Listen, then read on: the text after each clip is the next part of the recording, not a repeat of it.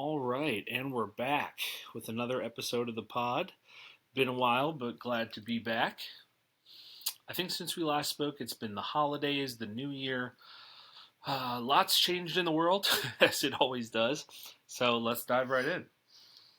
We'll start off with sports, as we always do. Coaches fired, hired, all the things. So we'll start with the firings. The Browns, Titans, Raiders, Dolphins, Falcons, Steelers, Bills, Rams.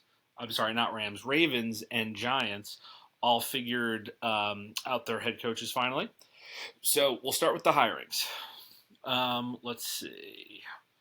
We're we'll start with the hirings. So Dolphins head coach, don't know much about him.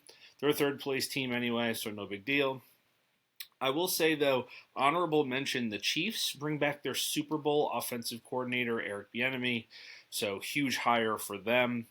But back to the hirings on the full-time head coach front.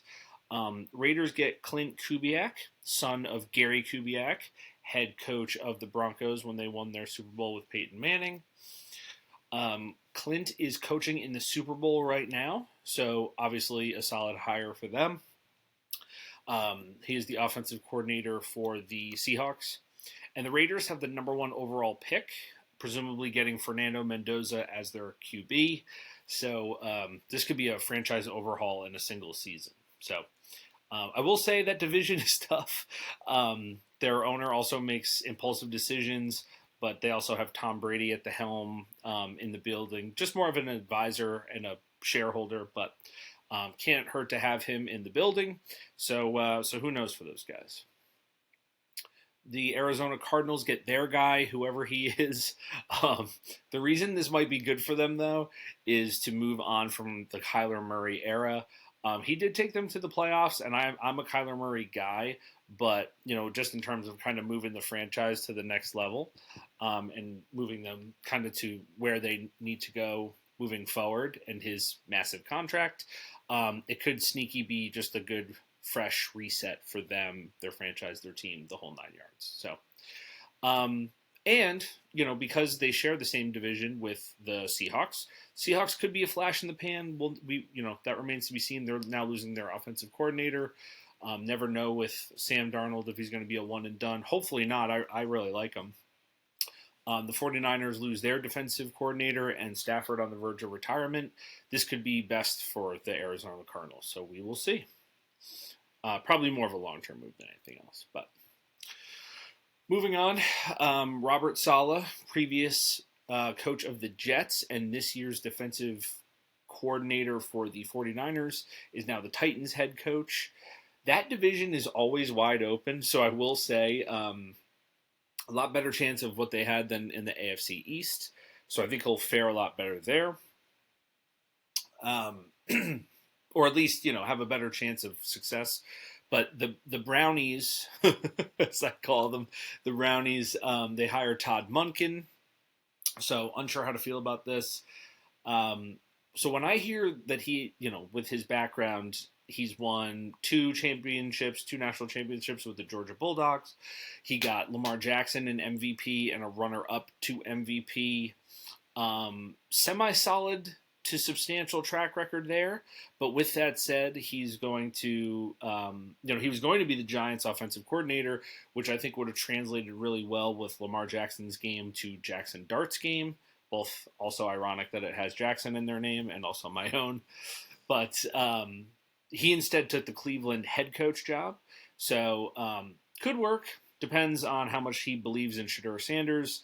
Otherwise, might just be a miss, especially in that division. So that remains to be seen. Next, we got Mike Tomlin out after 18 years as the Steelers head coach. Seemingly not taking a head coaching gig at the moment, which I personally find dumb. There's not going to be very many jobs out there with two MVPs that have head coaching vacancies. But in comes Mike McCarthy, a coach that I personally don't love. A lot of people don't love. But he has a relative brand of success, I guess you could call it, at least by the numbers. Super Bowl champion with the Packers and Aaron Rodgers almost 2 decades ago. Players almost yearly with the Cowboys and in the playoffs. So similar to Salah, division is always wide open, and their team and city like to play it safe. So I guess it kind of suits them. Up next, we get the Ravens. Can't believe they fired their head coach. Can't believe they sided with Lamar Jackson. They give some rando defensive coach a try here, so nothing splashy or substantive here. Um, Probably greenlit because of Lamar Jackson. They probably have to placate and pander to him since he is now the face of the franchise. He had a longer, probably tarmac than John Harbaugh did, so I guess it does kind of make sense for them, but doesn't look great. This could be the first domino to fall to make the NFL look like how the NBA kind of looks and operates. So let's hope that's not the case, but that's all the airtime that I'm going to give that hire for now. Up next, we get the Atlanta Falcons here at home hiring Kevin Stefanski. I think this is a steal. I think this is the best snag of the coaching hire in terms of instant trajectory. So two-time coach of the year, division is always wide open. They were actually tied for the number one seed in their division this year. Great owner, love that man both personally and professionally. So I'd give that an A minus grade, and definitely a step up from kind of their previous coach. And lastly, your New York Football Giants, my New York Football Giants, steal the Baltimore head coach John Harbaugh. 5 years, $100 million, worth every penny. Income's relevance, a standard. Super Bowl pedigree. Our division has its first back-to-back division winner for the first time in 12 years, I think. So it's always wide open. There's a stat out there that for the first time in 15 years, I think for the last, let me make sure I'm reading this right. The past 15 years, if the Giants' game was 25 seconds shorter each game, they would have made the playoffs 4 out of every 5 years. So now we're bringing in competency, where they used to not shoot ourselves in the foot. We're just going to be able to complete games. We're not going to play our way out of games, so to speak. So I honestly cannot fathom that both Kevin Stefanski and John Harbaugh didn't wait to see if the Bills fired their head coach, which they did, which I also predicted. That's a way better job, at least to have Josh Allen. You're kind of tucked away in the northwest of New York, so you're kind of in no man's land up there. Or I thought Stefanski would have taken the Ravens job, but no dice.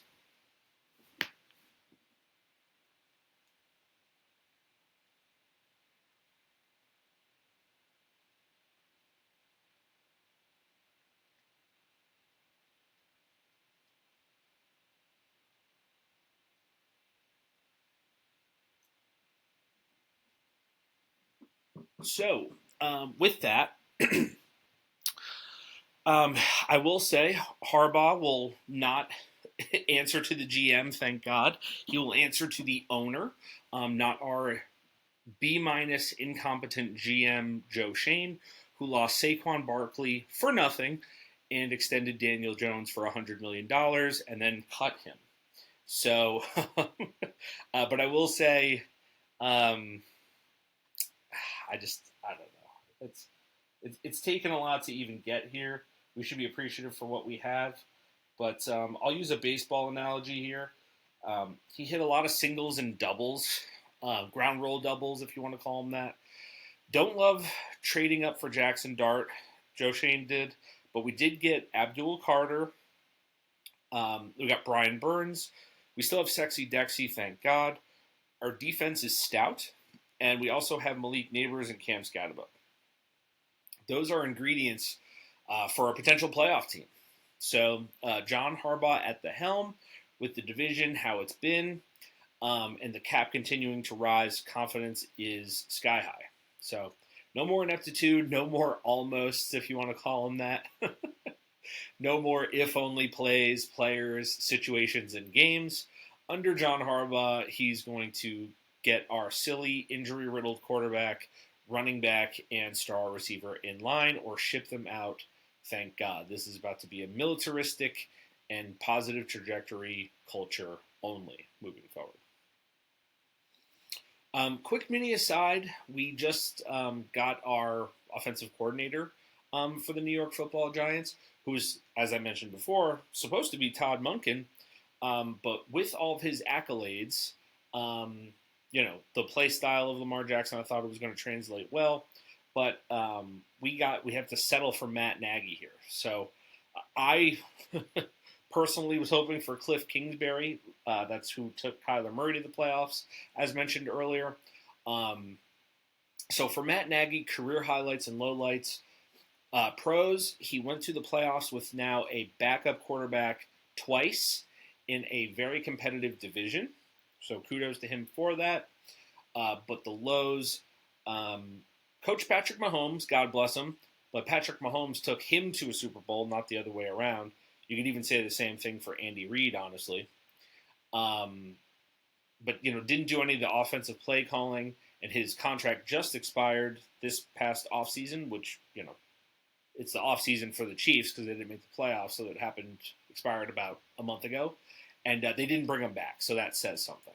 And according to my favorite sports pundit, in the last 3 years with the Chiefs, Matt Nagy's offense went from the 9th best offense to the 16th best offense to the 20th offense, respectively.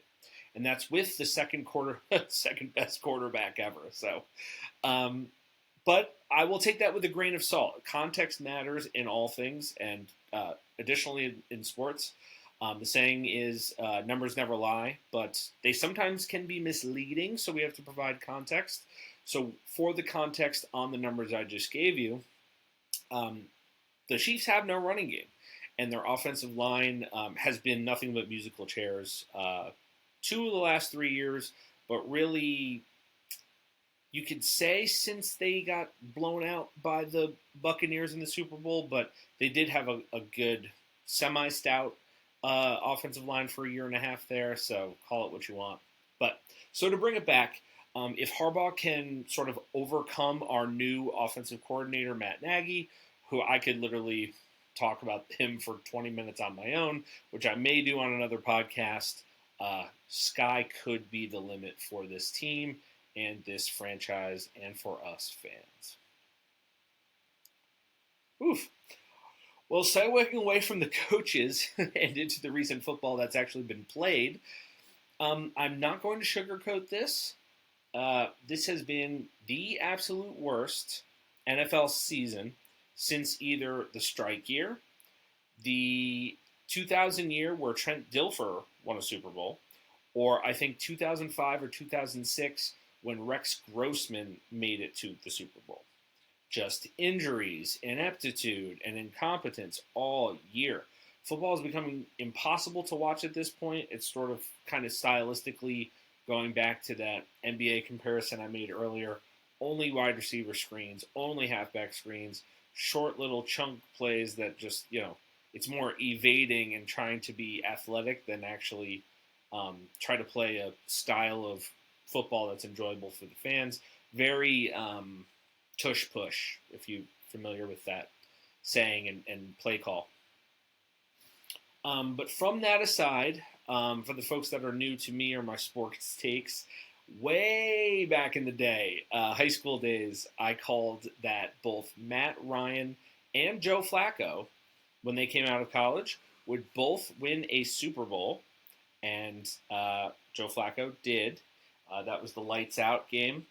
And Matt Ryan had the biggest Super Bowl collapse in sports history, or, finals collapse in sports history, however you want to apply it, winning for 3.5 quarters and then tragically folding and losing. So I was basically right about both. So with that said, it's all about the eye tests. I know when Bo Nix and Drake May came out of college, both would play in a Super Bowl. I did make that prediction. They would be playing each other in the AFC Championship this year to go to the Super Bowl if Bo Nix didn't break his foot at the end of the Broncos game on a nothing third to last play of the game. So, as usual, I was correct on both of my assessments on QBs. It's, like I said, always down to the eye test. Well, Jarrett Stidham stepped in for Bo Nix. The Broncos came out with a great game plan. They almost took the game over completely right out of the gate, but the coach that I hate, the Broncos coach Sean Payton, coached himself and his team right out of the game. He opted for a 4th-and-1 attempt on a terrible play call, remember, with a backup quarterback, when they were already in the red zone and up 7-0. When you have QB2 at the helm in the game before the Super Bowl, you take free points. They then, after a turnover and downs on that 4th-and-1 play, scored 0 points for the rest of the game. Now, granted, there was a tidal wave monsoon of a typhoon of a snowstorm that hit, but that's up to him and his coaching staff to know that and to even more take free points when you know that inclement weather is coming in. I mean, you live in Denver, for God's sake. You have to know that. So, Sean Payton, the reason that I absolutely despise him, loathe him, and I don't hate anybody, is because of Bountygate. So for the uninitiated, he and his defensive coordinator in the NFC Championship put out a bounty on Brett Favre, who was my favorite player, certainly my favorite quarterback, incentivizing their players to injure him monetarily. So Brett was decimated in this game, and I personally believe that it stopped him from playing another 2 to 3 years. So this was found out. He was fined. I think he served a year suspension. He had to pay a fine, and I think his team was docked a first-round pick that year. So heavy infraction and payment, and that just says a lot about him and his character. So it's easy to root against that guy. As we're talking about the playoffs, lots of talk on what's a catch, what's not a catch, what's an interception, etc.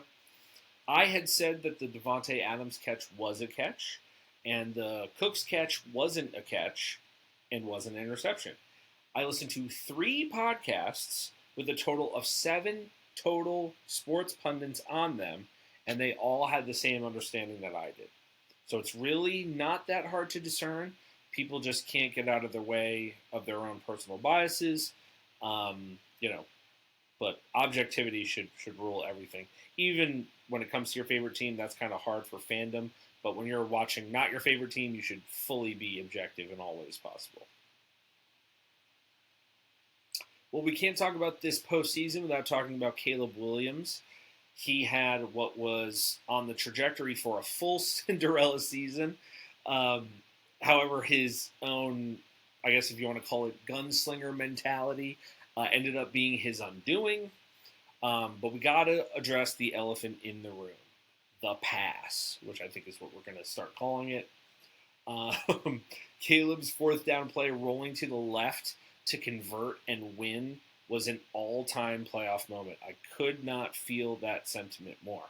However, with that said, the 4th down touchdown against the Rams to force overtime was, in fact, a blown assignment by the cornerback, and Caleb does not get credit for that. I'm sorry to say it. The defender should have been fined or cut the next day for even allowing that to happen, in my opinion. My dad, I know for sure, would say that. So, absolute travesty.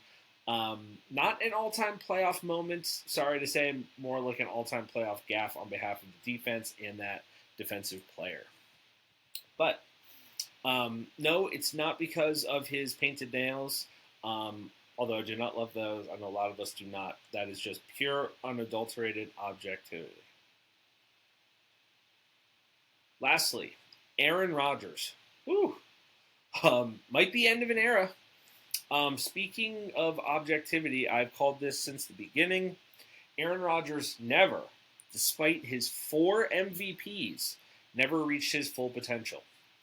He had 1 Super Bowl 2 decades ago and has done virtually nothing since. Has not even been back to one. Most recent and vivid Rodgers memories are the Fail Mary, blowing the lead with the doink off the helmet kick recovery against the Seahawks, not running for the first down and touchdown against Tom Brady, costing his team the game and the NFC Championship and the Super Bowl. Next, losing to Jimmy Garoppolo in the NFC Championship. Then, when you're going to play against the Lions, the nothing, no playoffs, no hopes Lions, playing just for their own integrity and contracts, you lose to them in a game to where you can make the playoffs. He then blows out his leg in the third play of his first season with the Jets, did nothing the following season, and then this past or current season, whatever you want to call it, with the Steelers, where they made the playoffs, and then what did they score? 2 field goals? I mean, it's sad that Rodgers will be known for him. His claim to fame will be the best Hail Mary artist ever, and having the best touchdown to interception ratio in NFL history. If that, along with 4 MVPs and 1 Super Bowl, is all you have to hang your hat on, I know this may be controversial, but I feel it's going to age like wine. You can, in fact, tell the story of the NFL without him. We'll let that be as I take a sip of my Sprite here.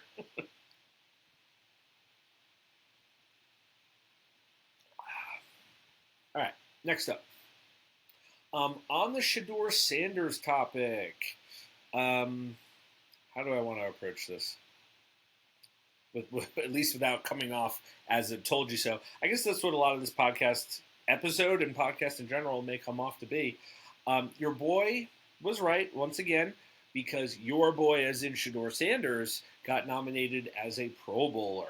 Granted, as a reserve, but Deion Sanders' son, I mean, a few folks either had to turn it down or whatever the case is, but Deion Sanders' son, in his first year,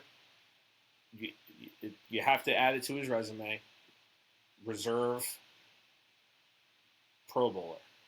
I will say, anyone who said he wasn't going to be even remotely or relatively successful, you got to eat those words.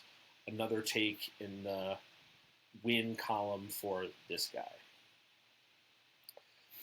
Now, with this whole Bill Belichick thing, I'm still flabbergasted that he isn't going to be a first ballot Hall of Famer. He had 8 Super Bowl wins, because the 2 with the Giants as the Giants' defensive coordinator, and then not to mention all of his additional appearances in the Super Bowls that ended up being losses. I would imagine this is due to the press holding Spygate against him. I would venture to guess that it was due to how he treated the media. He was cold, short, calculating, and no one wants to advocate for someone who doesn't make their life easier. But that said, Greg Popovich did the exact same thing, has done it for what, 20 years? Maybe longer? I would bet my last dollar that the NBA sports media would not have done the same thing to Greg Popovich. So I don't like it. I don't agree with it. The media is, saying they get it, but if they had a vote, they would have voted it in. So, to me, if you get it, but you would vote him in, that means you don't get it. So, I don't know. They would have to try to explain it more thoroughly to convince me otherwise, I guess. Man, that was a lot of football. So, staying in the sports realm, sorry for the folks not too interested in sports, we are now pivoting to basketball. So, again, staying in Atlanta, the Atlanta Hawks top player, Trae Young, traded to the Wizards. Ja Morant on the trading block out of Memphis. We got 2 more days here, so we'll wait to see. Maybe we'll follow you up on that the next pod. For the Warriors, absolute bedlam. Jonathan Kuminga formally requests a trade. Jimmy Butler blows out his leg and requires season-ending surgery, essentially the final death blow to the Warriors dynasty. Unless they can do the unthinkable, which I will talk about here in a second. The last thing of note, James Harden asked for a trade. We'll see where he goes. It's sounding like Cleveland. I think he would just be equally unhappily there. He said everything nice about every place that he's went, that he wants to retire there. And this is coming from him being my third favorite active player in the league, so I'm full objectivity here. Um, I don't know how much he would love or stay in Cleveland, so we'll see how that goes. The Celtics stole Nikola Vucevic from the Bulls for peanuts. I mean, I love Anthony Simons, but he's more of a pickup player than like a role player on a championship team. So this was such a move, such a move from the Celtics GM, like he always does. So great snag there for them. And Jaren Jackson Jr. goes to the Jazz. Triple J goes to now the quadruple J. That's awesome. Good for him. Don't see long-lasting impact on that, but shout out and kudos to him. So back to what I was saying with the Warriors. So this is going to not sound like it belongs in the same sentence for now, but just kind of stick with me on this. Giannis Antetokounmpo asks formally for a trade, which is shocking, especially because he does not want to be a polarizing figure and does not want to be hated or be the Kareem Abdul-Jabbar 2.0 in Milwaukee. In case you didn't know, everybody, Kareem won a championship with the Bucks, Milwaukee, before formally requesting to be traded to the Lakers specifically. Giannis, again, foreign player. Not to say that Kareem was foreign, but he had a lot of foreign interests. Won a title and is now asking for a trade. So he's very much following in Kareem's footsteps. So to me, back to the Warriors package would be underwhelming due to Jimmy being traded. Everyone knows Kuminga doesn't want to be there. So you're hemorrhaging the farm. You're hemorrhaging picks. You're selling the farm for, maybe a season and a half of Steph at 80%. Moving forward, it just doesn't seem like it's, doesn't pack a punch on the return from Milwaukee. The Rockets like their team too much, but they do have the assets, so we'll see on them.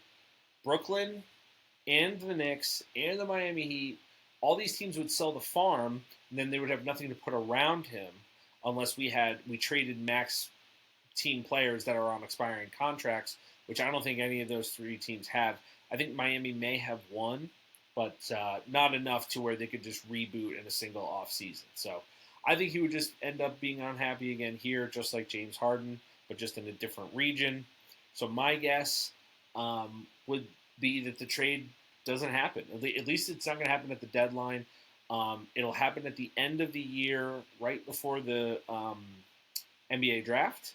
And then it's going to be the Thunder, I think, because they have enough of assets, both players and picks, and he'd be able to go to a small market with little to medium expectations. Artie will retire a Hall of Famer. The scenario just plays out perfect for him, especially as he ages. So, all right, I'm going to take another sip of my Sprite before I go for this crazy controversial take.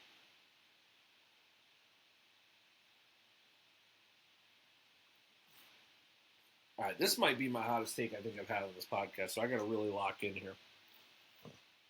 All right.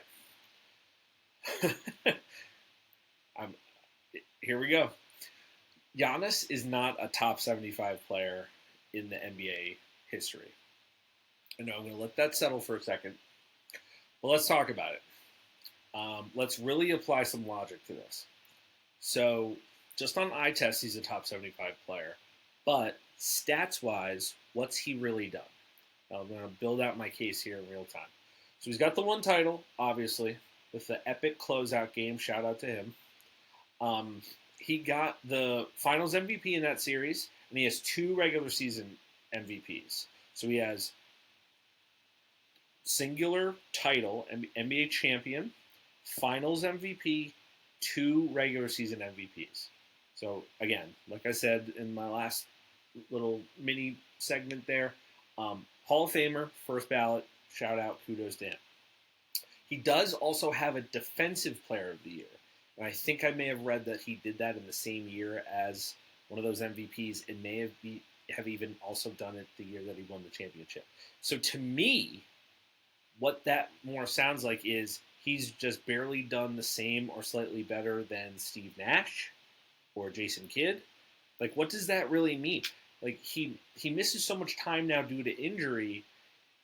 He forces the Milwaukee Bucks to employ his brother, demands to trade Chris Middleton, demands to trade for Damian Lillard, demands that they get Jason Kidd as head coach, demands that they get Doc Rivers as head coach. None of it works. He holds the franchise hostage, threatens them at every turn. He's like LeBron James.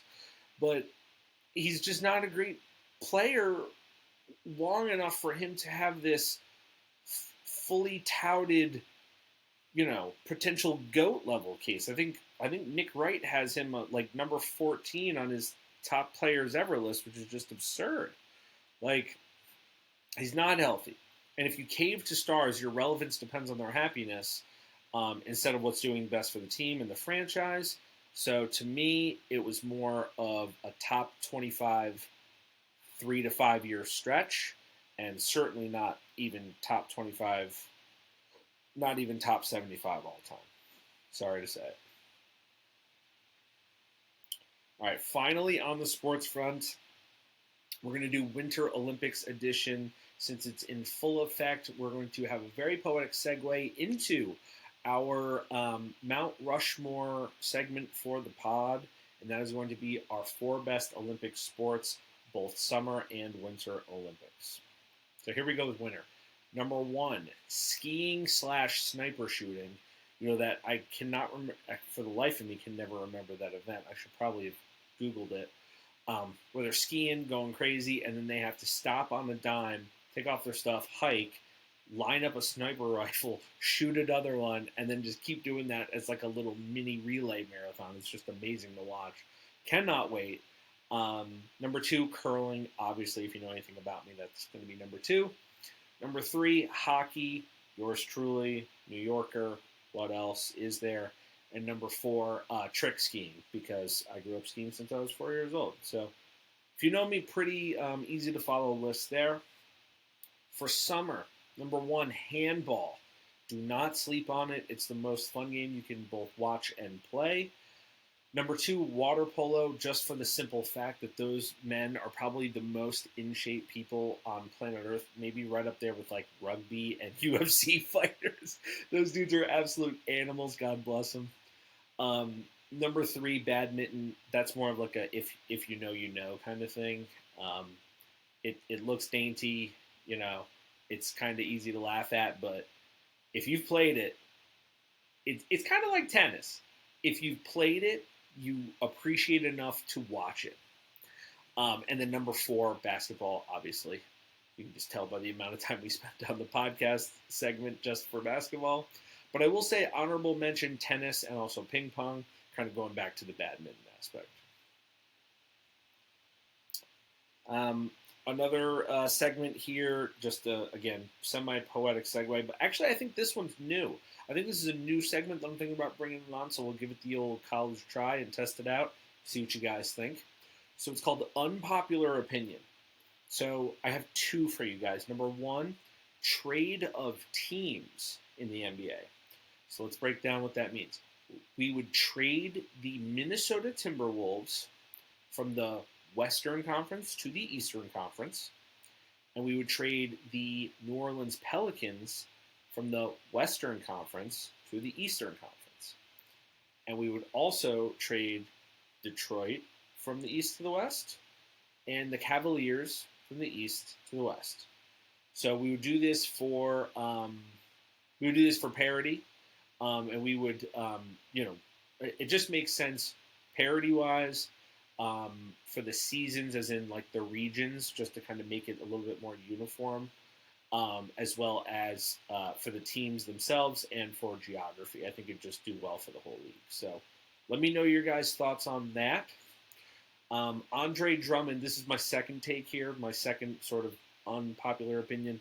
Andre Drummond should get NBA Hall of Fame consideration. His average of double-doubles is, to me, all-time level worthy. You should look it up. It's pretty insane. It's very remarkable. Very Dwight Howard-esque, and Dwight has a chance to make it. I think he should make it. He just doesn't have the ring that Dwight does. I don't think he has the Defensive Player of the Year award either, but if all the other stats remain the same, I think you should at least get, like I said, maybe not get in, but I said consideration. So, granted he was doing it on the Pistons, he was doing it on these, going nowhere teams, but that should nullify you from consideration, at least in my opinion. So, let me know your guys' thoughts on those. Got some movies and show news for you. So Sebastian Stan, our boy from the Marvel Universe who plays Bucky Barnes aka the Winter Soldier in Avengers, is reportedly playing Two-Face Harvey Dent in the new Batman Part 2 movie.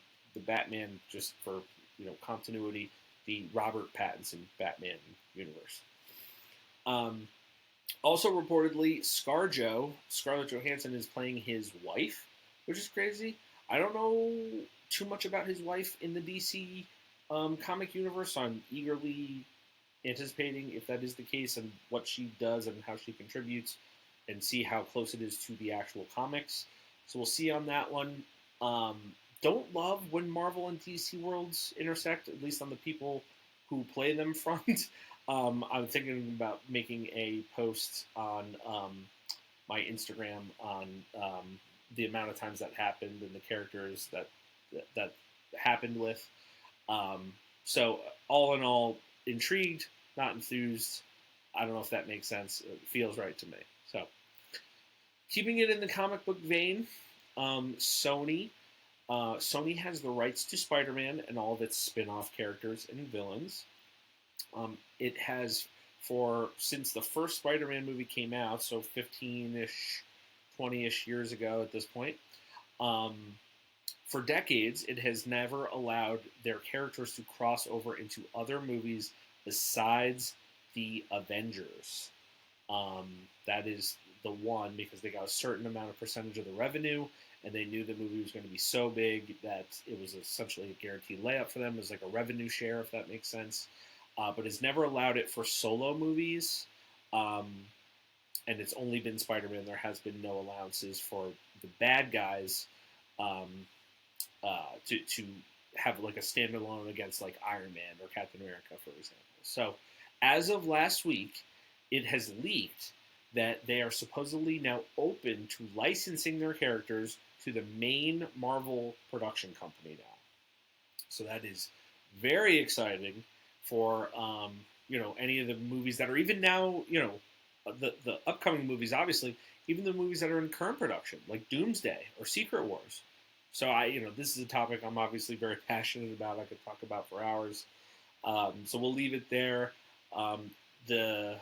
We'll kind of easily, hopefully, segue and pivot to our things that I've tweeted segment. We haven't gotten together in a long time, so I have like a bunch here. So I'll try to rattle these off, but hopefully not like overwhelm you. Okay.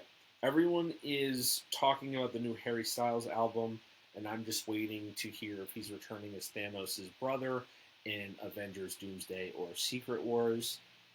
That's an all-time tweet there. Sorry to say it. I'll just leave that there for you. If you have any questions, message me directly. We're all rooting for the Miami Hurricanes, and we all know why, and it's not Alex Earl.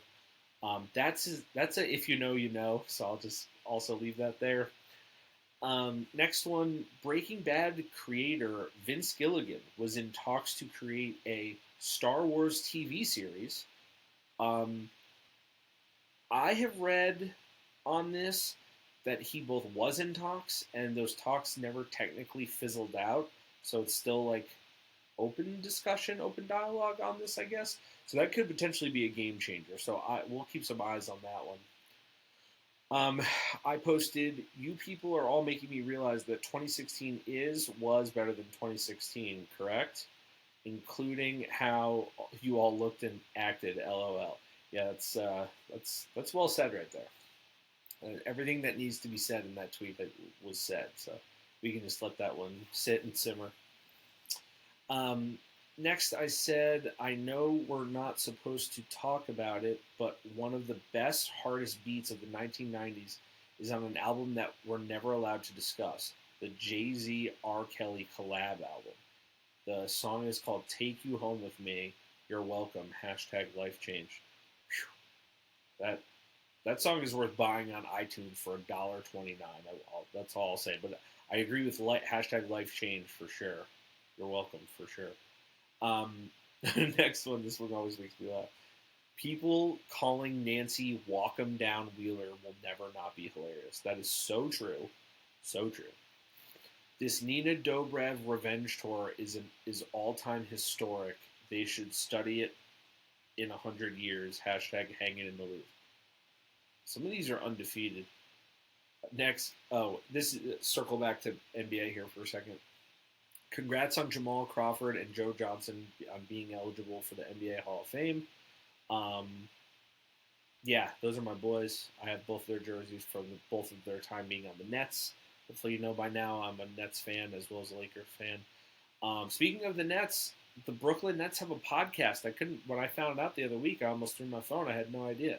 I guess a lot of these teams do, but it seems like it's like official. So that's any potential or incoming Nets fans check that one out. The New York Rangers coach is the USA Men's Olympic Hockey Team coach. Let's freaking go.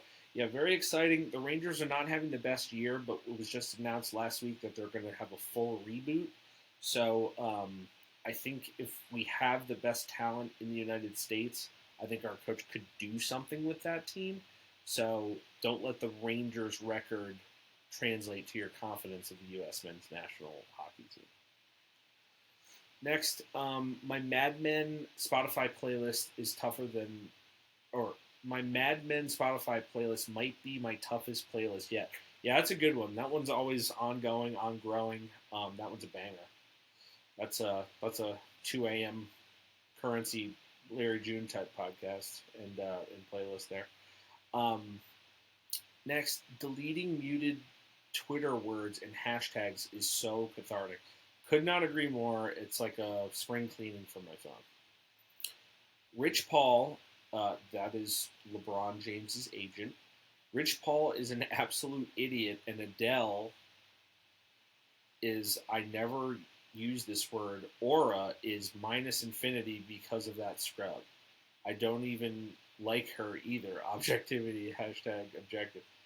I think what I was saying here is Adele dating LeBron James' agent and how much of a moron and attempting to hide in plain sight when really he's a puppet master trying to pull all the strings.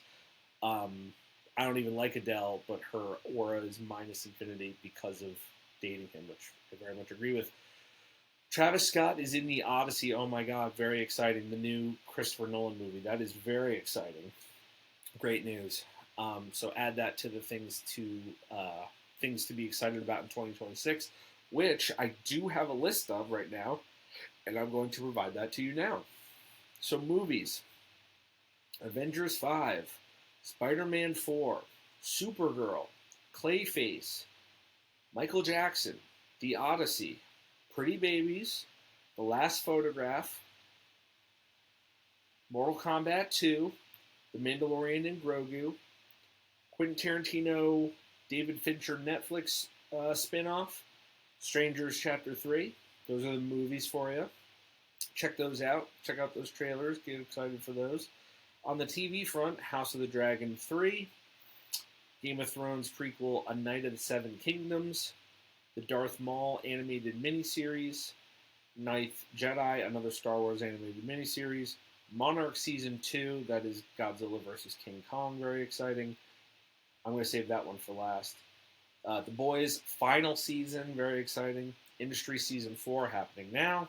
Tell Me Lies Season 3 happening now, very exciting. Paradise Season 2, I think everyone's waiting for that.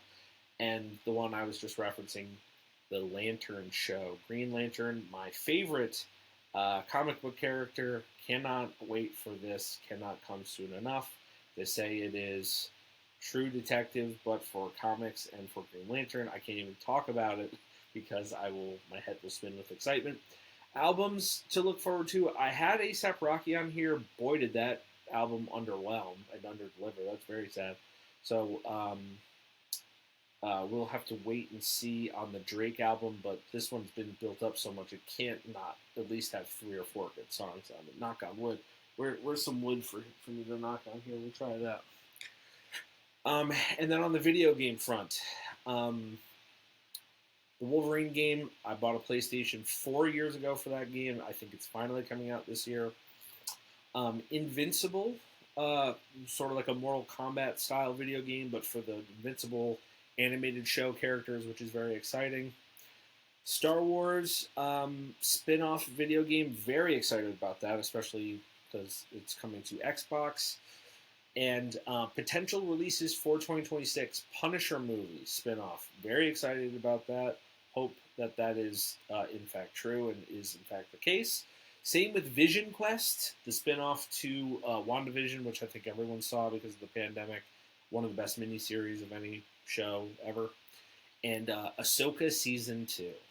So, like I said, lots to look forward to there. Thank you for sticking with us to the very end of this. This was our longest podcast to date. So I'll leave you with our last little did you know fact like I always do.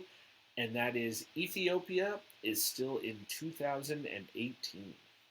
And what I mean when I say that is the Ethiopian calendar is a 13-month solar-based system running 7 to 8 years behind the Gregorian calendar due to different calculation of Jesus' birth, which is absolutely wild to think about.